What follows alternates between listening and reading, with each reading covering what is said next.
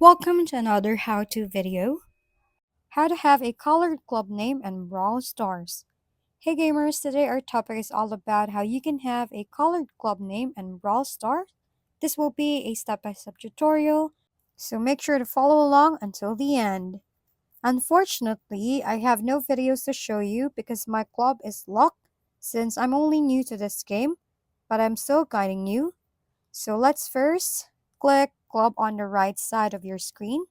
Since our purpose is to have a colored club name in Brawl Stars, click Settings, which has a gear icon, or click the Edit Club button.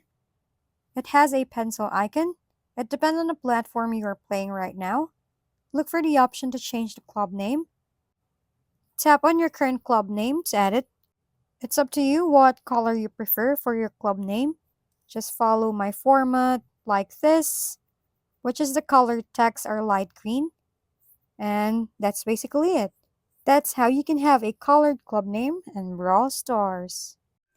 That's it for this tutorial. For more how-to videos, please don't forget to subscribe and hit the like button if this video has helped you.